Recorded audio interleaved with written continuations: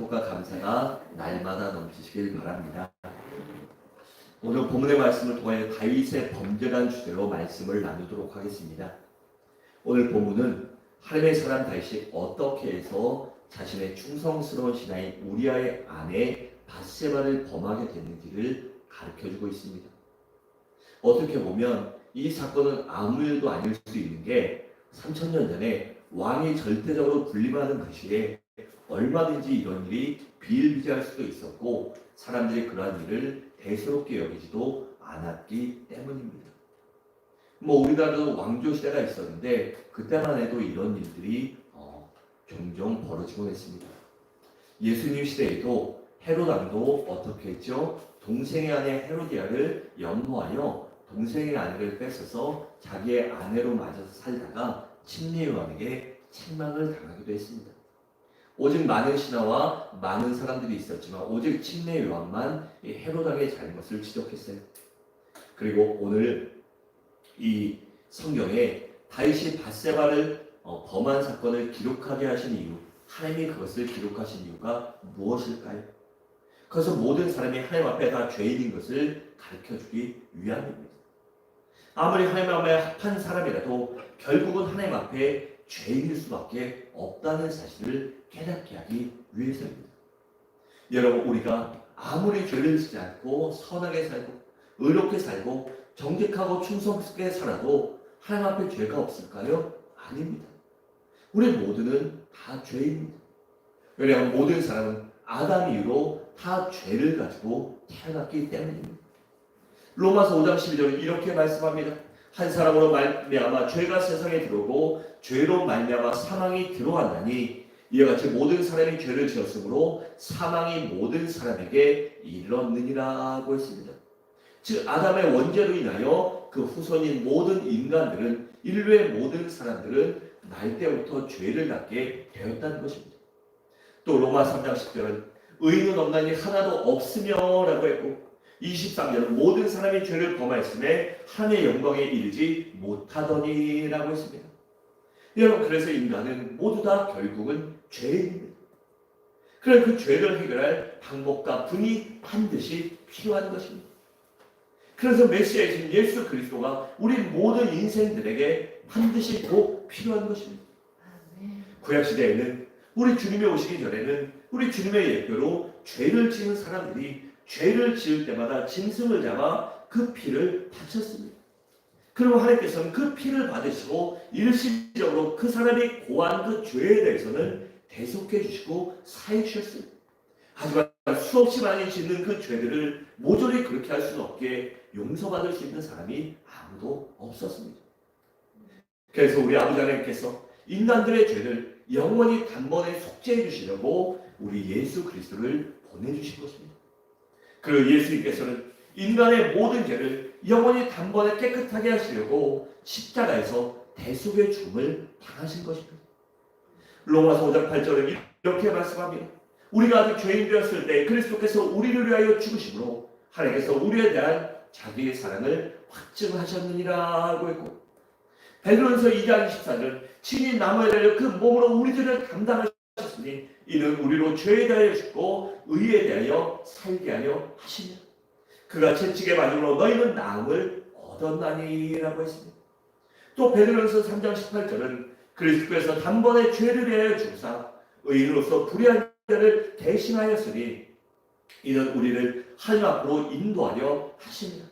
육체로는 죽임을 당하시고 영으로는 살리심을 받으셨으니라고 했습니다. 이사야 53장 5절은 그가 찔림은 우리의 허물 때문이요 그가 상은 우리의 죄악 때문이요 그가 징계를 받음으로 우리는 평안을 누리고 그가 채찍에 맞음으로 우리는 나음을 받았도다라고 했습니다. 여러분, 그래서 우리의 죄를 대속하신 그 예수님을 믿을 때 그 믿음으로 인하여 구원받게 되는 것입니다. 여러분, 복음이 무엇일까요? 복음이란 인간이 죄인이라는 것을 인정하는 데서 출발합니다. 물론 복음은 좀 전에 말씀드린 대로 하나님이 우리를 사랑하사 우리의 죄를 대속하시려고 예수 그리스도를 보내시고 주님께서 대속의 죽음을 당하시고 사흘 만에 부활하심으로 우리에게 부활의 첫 열매가 되셨습니다. 그 주님을 나의 주 나의 하나님을 믿는 사람이 구원받습니다가 복음이에요. 그런데 그 복음이 복음되기 위해서는 우리가 죄인이라는 것을 반드시 인정해야 합니다. 여러분, 만약에 인간이 죄가 없다면 무엇 때문에 메시아가 필요하겠습니까? 왜 예수 그리스도께서 십자가에서 고난당하 죽으시고 왜 부활하셨을까요? 바로 인간이 죄인이기 때문에 십자가의 대속의 죽음이 필요했던 것입니다. 그래서 예수님께서는 대속의 죽음을 맞이하고 그 죽음과 부활로 우리에게 영원한 생명의 길을 열어주신 것입니다. 바라오되 우리 모두 이 사실을 확실히 믿으시기 바랍니다. 또한 나만 믿는 것이 아니라 이 복음을 내 가족과 친지와 이웃들에게 증거하여 그들도 영원한 생명을 얻게 하는 믿음의 사명자들이 되시기 바랍니다. 다시 본문으로 넘어가서 1절부터 5절까지는 다윗이 어떻게 해서 밧세바를 범하였는지를 가르쳐줍니다. 10장에 나오듯이 이스라엘과 암몬 사이에는 치열한 전투가 벌어졌어요. 그런데 이 전쟁을 계속한 것이 아니라 겨울이 되면 서로 힘들기 때문에 잠시 휴전을 합니다. 그러다가 날이 따뜻해지고 싸울만 하면 그때 다시 전쟁을 재개하는데, 이 전쟁을 재개할 때는 어떻게 했냐면 각 나라의 왕들이 선봉장으로 서서 그 왕이 직접 참전하여 앞에가 싸우진 않지만 참전하여 지휘하고 그 전쟁에 다시 개전을 알렸습니다. 그런데 어땠죠? 다윗은 지금 출전하지 않고 예루살렘에 머물고 있으며 요압을 총사령관으로 임명하여 대신 전쟁에 나가게 했습니다. 그리고 2절에 보면 다윗이 오후에 낮잠을 자고 저녁 때쯤 일어나 왕궁의 지붕을 산책하고 있어요. 그런데 여기서 왕이 왜 낮잠 자냐라고 하는데, 이 중동 지방은 너무나 뜨겁기 때문에 낮에는요 햇볕에 나가면 정말 타 죽을 것 같아요. 그런데 그들에만 가도 살만한데, 그래서 낮에는 일을 하지 않고 조금 더위가 한풀 꺾이면 그때 일을 하는 그러한 풍습이 있었어요. 그 낮 시간에 낮잠도 자고 이러한 일이 있었어요. 그런데 다윗이 그렇게 낮잠을 자고 산책하다가 이 왕궁의 지붕 높은 곳에서 자기의 다윗성에 있는 마을들을 바라보는데 어느 집에서 아리따운 여인이 목욕을 하고 있었어요. 그 중동 지방의 건축이 어떻게 됐냐면 가난한 집은 아닌데 어느 정도 살만한 집은요 디귿자나 미음자로 방이 돼 있고 가운데 목욕할 수 있는 공간이나 가족들이 식사할 수 있는 공간이 있었고, 또 조금 큰 집은 우물도 갖고 있어서 그 가운데 사면은요 집이 이 미음자 디귿자로 돼 있기 때문에 주변 사람들이 보지 못해요. 그러니까 밧세바가 이 저녁에 불 켜놓고 목욕을 했던 것입니다. 그걸 주변에서 볼 수 없기 때문에. 그런데 다윗은 위에 있었기 때문에 그 장면을 볼 수 있었던 것입니다. 그런데 밧세바가 목욕하는 모습을 보고 다윗의 마음의 순간 호기심과 정욕이 불일 듯 일어납니다. 그래서 다윗은 그 여인이 누군지 알아보고 햇사람 우리아의 아내 밧세바임을 알고 왕궁에 불러들이고 그녀와 동침하는데, 그녀가 가임기였기 때문에 임신을 하게 됩니다. 또 6절에 13절에 보면 다윗이 죄를 숨기기 위해 계략을 세우는데 그것은 바로 암몬과 치열한 전투에 있던 이 밧세바의 남편 우리아를 불러 밧세바와 동침케 하는 것입니다. 그러면 자연히 밧세바의 아이는 이 밧세바가 갖고 있는 임신한 아이는 다윗의 아이가 아니라 우리아의 아이가 되기 때문이에요. 그런데 해쪽 속이었던 우리아는 이스라엘의 귀하에서 충성을 다했던 이 전향한 다른 민족 사람이었어요. 그런데 그가 얼마나 다윗에게 충성을 다했는지 다윗의 37인의 용사 중 한 명이 될 정도로 다윗에게 목숨을 바쳐 충성했던 사람입니다. 그런 우리아가 이 전쟁터에서 왕의 부름을 받고 이 왕궁에 오자 너는 좀 집에 가서 쉬라고 명령합니다. 그런데 충직한 우리아는 집에 가서 쉬지 않고 왕의 근위병들과 함께 이 왕궁 이 문에 있는 막사에서 잠을 자요. 그리고 이 사실을 한 다윗이 다음날 음식을 잘 먹이고 술을 먹이게 한 다음에 술 취하게 한 다음에 집으로 돌려보냅니다. 그런데 우리아는 그날도 술 취해서도 집에 가지 않고 군막에서 군사들과 함께 잠을 잡니다. 그래서 다윗이 우리아에게 왜 집에서 쉬지 않느냐라고 묻자 11절과 13절처럼 지금 내 동료들은 전쟁터에서 목숨을 걸고 싸우고 있는데 내가 어떻게 집안에서 편히 쉴 수 있습니까?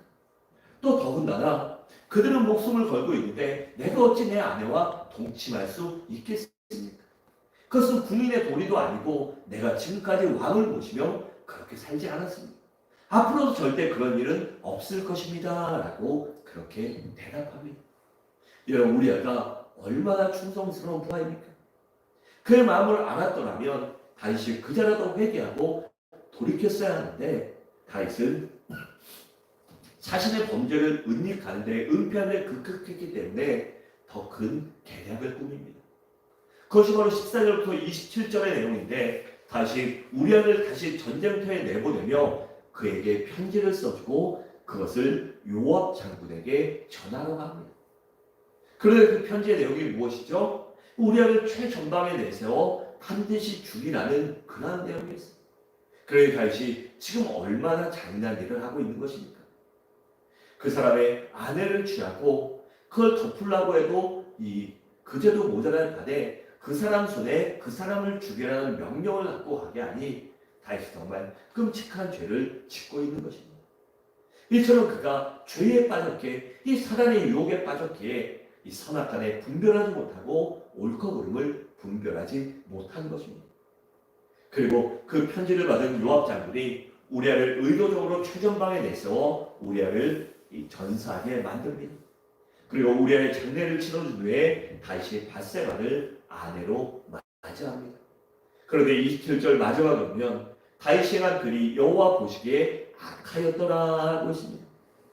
그러니까 다윗이 밧세바를 범한 것을 하나님께서는 큰 죄로 여기시고 하나님과의 관계가 파괴됐다는 것입니다.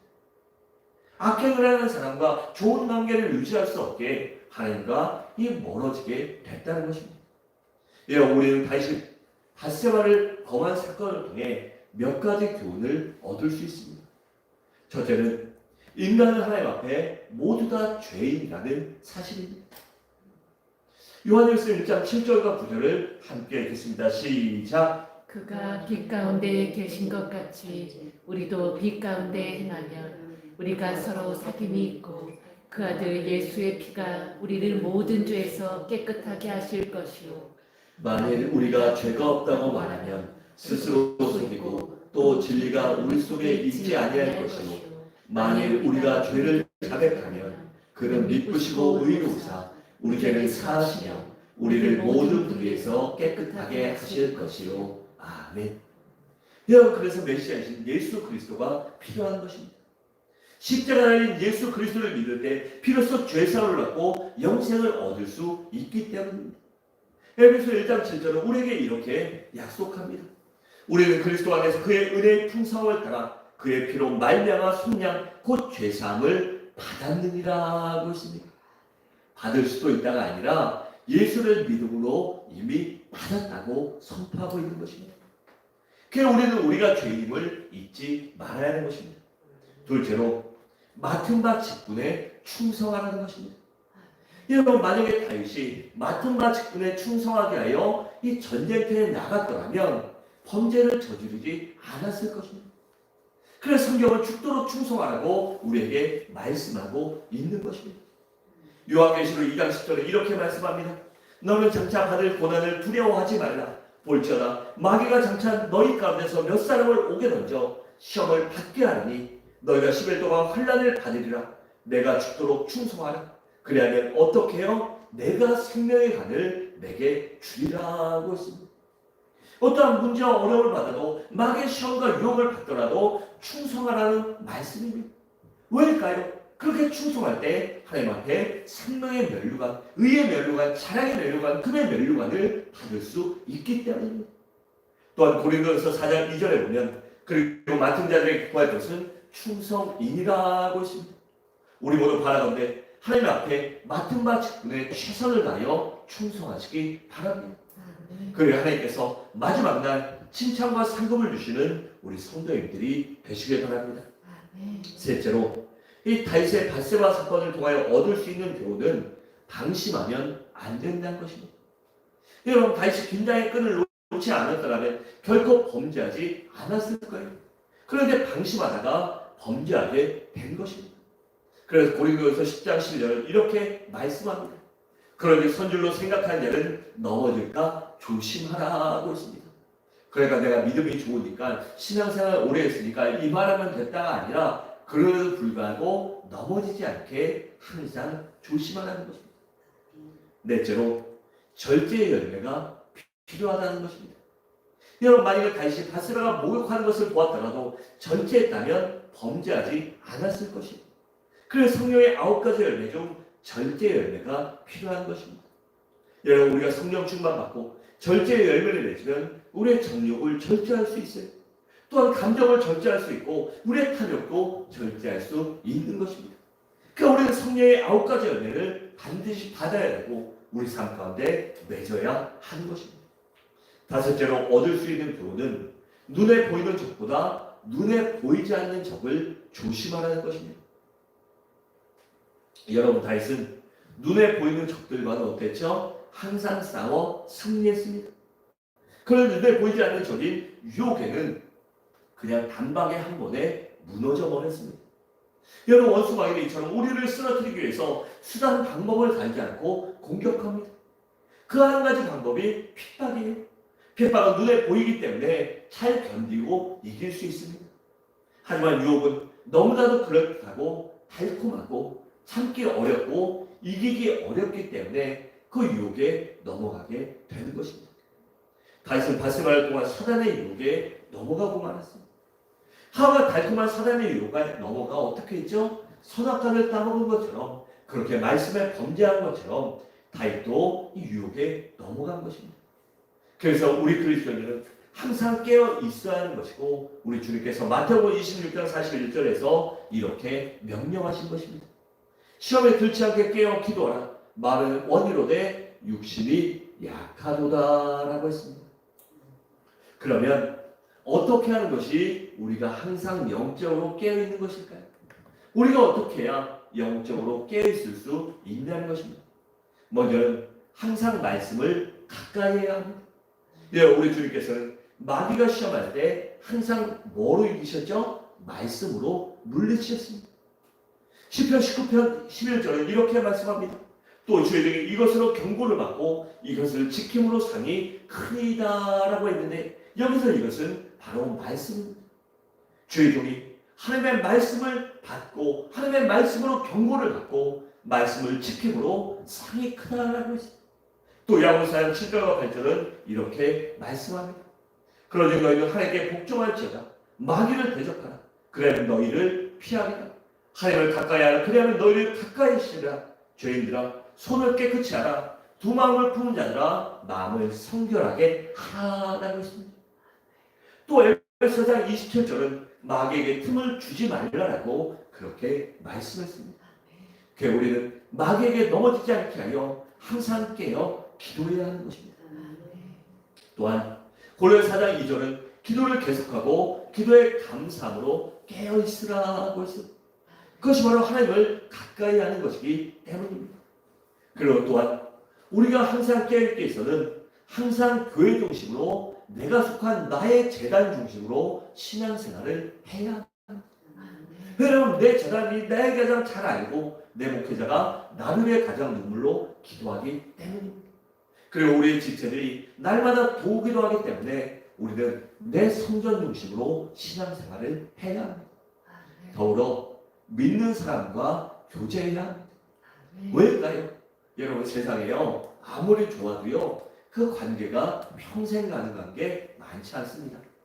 저도 고등학교 동창들이랑 정말 친했었는데 그 친구들이랑 대학 다니고 결혼할 때까지만 해도 한 달에 한 번씩 모이고 정말 세상에 그런 친구들 없었어요. 그런데 시간이 지나고 사는 게 틀려지고 멀어지고 하다 보니까 이제는 1년에 한 번 전화 안 하는 친구들도 태반이에요.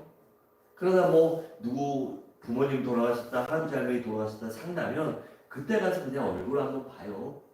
그리고 또 대학원 동기들도 지금도 이 근처에 있기 때문에 제가 어려울 때 많이 도와주지만 그 친구들이랑도 평생 가란 법이 없습니다. 하나님 언제나 바뀔 수 있기 때문입니다. 그리고 또한 세상 사람들과는 우리의 가치관과 신앙과 가치관과 인생관이 틀리기 때문에 가까이 하면 할수록 이 어려움을 당할 수 있어요. 하지만 우리 교우들과 믿는 사람들과 더불어 교제하면 그들 통해 도전받을 수 있고 또한 믿음의 선배들과 교제하다 보면 그들이 어떻게 하나님의 은혜를 경험하고 어떻게 하나님의 도심을 받았는지 그러한 간증과 신앙의 연륜을 통해 바른 길, 옳은 길, 믿음의 길을 알 수 있기에 그래서 믿음의 사람들과 교제해야 하는 것입니다. 히브리서 10장 14절에 이렇게 말씀합니다. 모든 사람과 더불어 화평과 거룩함을 따르라. 이것이 없이는 아무도 주를 보지 못하리라 하고 있습니다. 또한 항상 깨어있기 위해서는 빛된 삶을 살아야 합니다. 데살로니가전서 5장 22절에 보면 악은 어떤 모양이라도 버리라고 했습니다. 여러분, 만약에 우리가 그리스도인이고 제가 목사인데요, 이 근처에서 제가 막 욕심 때문에 뭐 해갖고 막 남한테 악한 일 하면 어땠을까요? 지나고 나서 다 밝혀져요. 이 세상은 시간이 지나면 다 밝혀서 제가 막 나쁜 짓 하고 못된 짓 하고 살다 보면요, 어느 순간 다 밝혀져요. 그러면 어떻게 될까요? 하나님의 영광을 가리게 되고 결국에 제 삶이 하나님 앞에 인정받지 못하게 됩니다. 여러분들도 마찬가지입니다. 그래서 우리는 어떻게 되는지 빛된 삶, 바른 삶, 옳은 삶을 살기 위해서 노력해야 하는 것입니다. 요한일서 1장 7절은 이렇게 말씀합니다. 그가 빛 가운데 계신 것 같이 우리도 빛 가운데 행하면 우리가 서로 사귐이 있고 그 아들 예수의 피가 우리를 모든 죄에서 깨끗하게 하실 것이요 라고 했습니다. 그럼 우리가 빛 가운데 예수를 닮아 살 때 우리가 진정으로 거룩한 성화권을 이루어가게 되는 것입니다. 또한 항상 깨어있는 마지막 6번째 교훈은 죄를 즉시 청산하라는 것입니다. 여러분, 만약에 죄라는 사실을 알았다면 그 즉시 회개하고 버려야 합니다. 그러지 않고 자기 합리화하고 하다 보면 죄가 죄를 낳아 더욱더 큰 죄를 짓게 됐기 때문입니다. 야고보서 1장 15절에 이렇게 말씀합니다. 육심이 잉태한 즉 죄를 낳고 죄가 장성한 즉 사망을 낳느니라 라고 했습니다. 여러분, 죄는요 누를 것 같은 곰팡이 같은 습성을 가지고 있어요. 그걸 그냥 놔두면 어떻게 되죠? 점점 더 번져서 그 처음에는 30분이면 닦을 수 있는 게 나중에는 하루 이틀 가도 안 되고요. 도저히 집을 뒤집어 엎지 않는 이상 닦을 수 없을 정도로 그렇게 번집니다. 반면에 죄를 회개하면 그 죄는 안개처럼 사라집니다. 제가 작년에 주택에 아주 정말 몇십 년 만에 살다 보니까 춥더라고요. 그래서 좀 추위도 많이 타고 그걸 좀 난방비도 줄이고 좀 추운 것도 들어가고 창문이랑 창문에 다 방풍 비닐이라고 파는 거를요 비닐을 싹 발랐었어요. 현관문에도 자석으로 열렸다는 거하고 하니까 확실히 따뜻해요. 뽁뽁이 묻혀도 한 2도 3도 올라가는데 그 비닐을 묻히면 한 4도 5도 올라가요. 근데 문제는 그걸 치니까 이 기온차로 인해서 벽에 곰팡이가 쓰더라고요. 그 곰팡이가 쓰는데 닦아도 안 돼서 그걸 걷어냈더니 그 비닐을 걷어냈더니 곰팡이가 안 생겨요. 그래서 우리는 그런 것들이 있다면 그 원인을 근본적으로 제거할 줄 알아야 합니다. 그래야 그것이 바로 내게서 사라져버리기 때문입니다. 그래서 주님께서는 우리에게 날마다 회개하라고 그렇게 말씀하신 것입니다. 사랑하는 성도로 말씀을 마치도록 하겠습니다. 우리 모두 우리가 죄임을 잊지 마시기 바랍니다. 그래요. 항상 주님을 의지하고 말씀을 의지하고 기도함으로 인하여 영적으로 깨어 항상 죄를 경계하고 절제함으로 사단의 유혹을 이기고 하나님 앞에 충성하고 하나님 앞에 끝까지 인정받는 서부중앙의 귀한 성도님들 되시기를 주님의 이름으로 간절히 축원합니다.